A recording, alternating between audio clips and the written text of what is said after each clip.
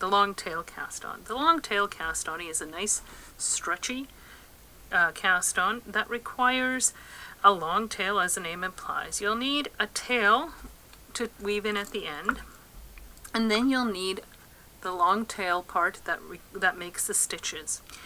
I'm going to cast on 20 stitches, so I'm going to wrap my yarn around my needle 10 times, and this is how much I'd like to leave for doing 10 stitches. So then I'm going to double that because I'm casting on 20 stitches, and I'm going to make a slip knot right here. This is where I'm going to start that cast on. I'm going to put the tail end over my thumb and the ball end over my index finger. So I'm going to pinch my index finger and thumb together, go in between the tail and the ball yarn, grasp the two tails with my other fingers, and pull out a little bit. This creates a loop over my thumb. I'm going to come up from the bottom to the top through that thumb loop from the outside, pick up the yarn around the index finger, bring it down and through, and let go of that loop on my thumb.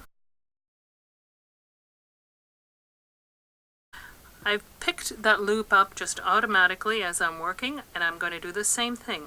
Up, scoop, pull it through, and then let go, and then use your thumb to tighten that again.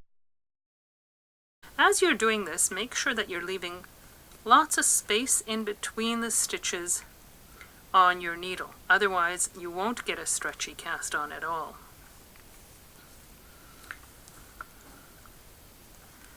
You may have to scooch the yarn up every once in a while and reposition your hands. But what I often do is I keep my thumb on the right hand needle, or on the needle, to sort of make sure that my new stitch doesn't come too close to my old stitch. And then I continue doing that for 20 stitches in this case.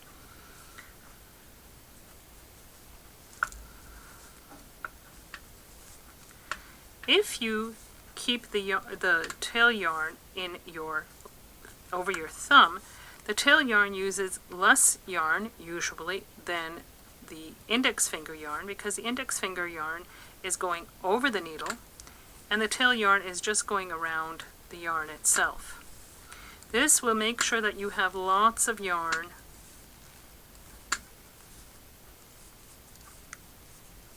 for your cast on. If you were to do it this way, then all of a sudden the tail end would be using a lot more yarn and you might yet run out of yarn. So make sure that your tail yarn is over your thumb. And let's see how many we have. 3, 5, 10, 15. Okay, I've done more than 20 here, and that's okay. But I have a nice long enough tail. At this point, if I find that the tail is too long, I can just cut it so that it doesn't get confused, so I don't start knitting with my tail end. So that's the long tail cast on.